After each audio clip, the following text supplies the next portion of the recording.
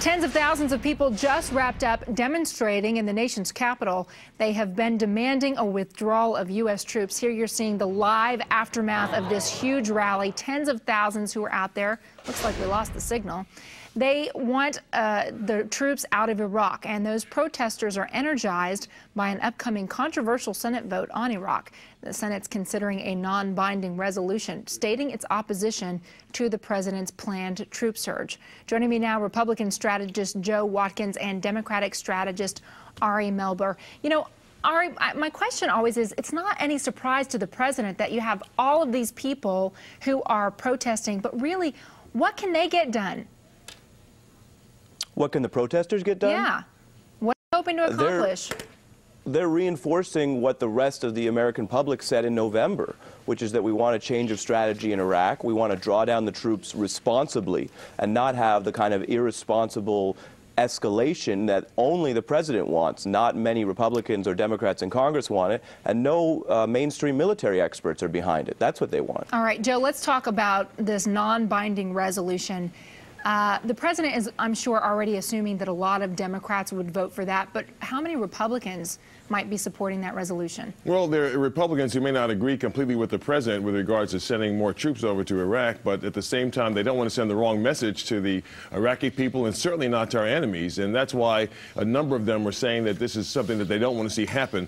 Again, it's a non-binding resolution, so the resolution doesn't do much, in fact, but it does send a signal, certainly back to the American people, but more importantly, it sends a signal to the Iraqi people and also to our enemies abroad. Ari, do you think it's important that the Democrats get the Republicans to sign on to this in order to show the American public, look, this is bipartisan, and to show President Bush that it's not just a partisan effort to make him look bad? The most important thing is getting the policy right, and that means opposing escalation and starting to draw down troops. If Republicans come along, as many already have, Senator Hagel, Senator Warner, the former chairman of the Armed Services Committee, as they come along and say they also oppose escalation, obviously that helps show that there's bipartisan opposition to the president's plan. But frankly, it doesn't matter that much whether every Republican senator is on board, because the vast majority of the public disapproves of the war, disapproves of the president's handling, and strongly opposes the escalation. So the American people understand what we need to do in Iraq, and while we Democrats hope the Republicans will catch up with that, ultimately it's the policy that's got to come first. Joe, real quickly here, I asked Ari about the protesters out there.